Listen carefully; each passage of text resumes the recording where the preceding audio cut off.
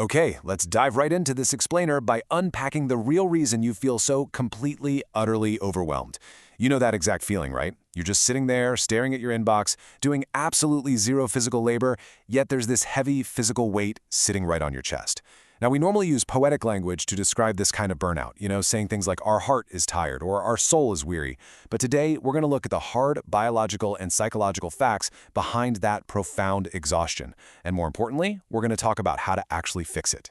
See, we often treat exhaustion as this sort of character flaw, or maybe a lack of willpower, but the source material makes it incredibly clear that this is a very real physiological reality. The whole concept of a tired mind is actually kind of a myth. The mind is the brain. So when you feel emotionally drained, what's actually happening is that your physical brain is inflamed.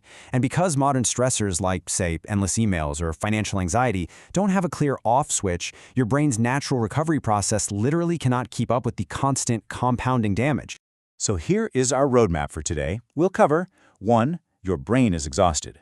2. Short-term emergency relief. 3. Solving the root cause. 4. Life's trolley problems. 5. Tools for daily growth. And finally 6. The paradox of success. Let's start with Section 1. Your brain is exhausted. The physical reality of mental fatigue. Think about it like this. Your body evolved over millions of years to feel intensely tired after, say, outrunning a T-Rex or hunting for survival. But today, because of the gut-brain connection, your physical brain triggers that exact same physiological exhaustion after a 2-hour Zoom meeting that, let's be honest, definitely could have been an email. Sometimes when our bodies are physically tired, that gut-brain link tricks us into feeling mentally exhausted. But for most of us working in the modern world just sitting at desks all day, it is quite literally a brain issue. You aren't physically depleted from running a marathon, your brain is just on fire from constant cognitive strain. Moving right along to Section 2, Short-Term Emergency Relief, the ER Protocol. Look, you simply cannot solve complex life problems while you're in a state of active biological crisis. Your immediate triage has to be brutally simple. Sleep, eat, practice radical self-compassion, and completely cut out the booze and the doom scrolling. Our source really emphasizes this concept of radical self-compassion. I mean literally looking in the mirror and praising yourself, even if it feels completely ridiculous at first. Say it out loud. Tell yourself how amazing you are, how well you're doing just by surviving the day. Your brain chemistry actively responds to that. Pair that positive input with heavy sleeping, proper eating, and removing toxins like alcohol and late-night social media, and you finally create an environment where that brain inflammation can actually cool down. And as part of this emergency relief, you've got to drop the perfectionism right now. Perfectionism acts a lot like a magical power-up in a comic book, but the catch is it relies on dark magic. Let's say you stay up until 2 a.m. tweaking the font on a presentation slide that absolutely no one is going to notice. Sure, it boosts your performance in the moment and makes the deck look flawless, but it forces you to borrow heavily against your future health. It's essentially taking out a massive, high-interest loan on your brain's future capacity. You achieve incredible short-term results, but you're leaving yourself in a compounding energy deficit that will eventually inevitably crash. All right, Section 3, Solving the Root Cause, Why Our Brains Evolve. So, millions of years ago, our ancestors' brains evolved to solve immediate, life-or-death problems.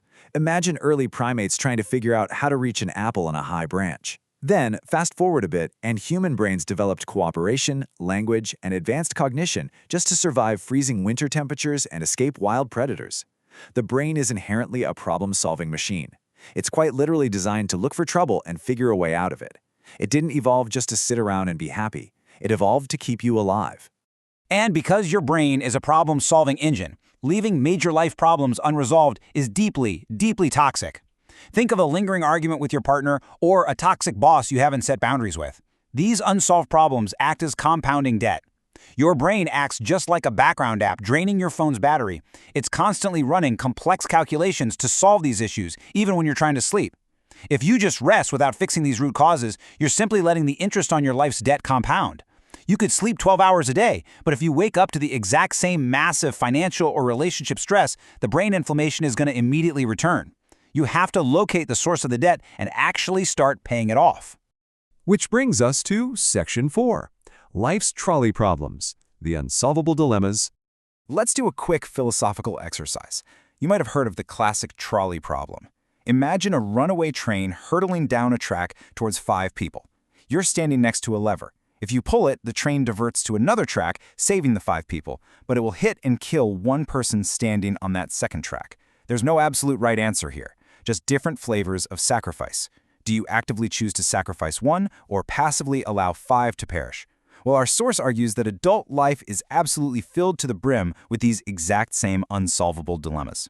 The exhaustion we feel often comes from endlessly agonizing over finding a perfect choice that simply doesn't exist. Do you get a divorce and break up a family, or stay and sacrifice your own personal happiness? Do you quit the stressful job and risk complete financial ruin, or endure it and completely burn yourself out? When facing these impossible choices, you just have to act based purely on your own values. You have to accept the inevitable regret that follows. There are pros and cons to both paths for sure, but the real relief comes from accepting that there is no perfect choice. You just have to pick a track, accept the sacrifice, and move forward. Next up, Section 5, Tools for Daily Growth, the Data-Driven Self. So, to navigate those massive life choices and process the inevitable regrets, you need a highly resilient mind. You have to train your capacity to handle life, and to do that, you must objectively track your life to see where your time and energy are actually going. One really powerful tool for this is a 24-hour vertical notebook. This means literally blocking out your day hour by hour in a vertical column, writing down exactly what you did. Pair that with mindful breathing, having deep dialogues with friends, or even utilizing AI as a conversational mirror for self-reflection. These tools actively adapt and grow your personality, helping you shed the rigid habits, like that dark magic of perfectionism we talked about, that are causing your fatigue in the first place. The reason tools like the 24-hour vertical notebook are so powerful is because they force you to be brutally honest. Subjective journaling lets you write, "Oh, I had a productive day today," which feels nice. But objective, fact-based tracking, that forces you to admit that you spent 3 hours staring at the ceiling dreading an afternoon meeting. By tracking exactly when you wake up, take your meds, or just scroll mindlessly on your phone, you might realize you have absolutely zero white space left in your day to actually heal. And you simply cannot heal if you don't even realize you have zero margins left.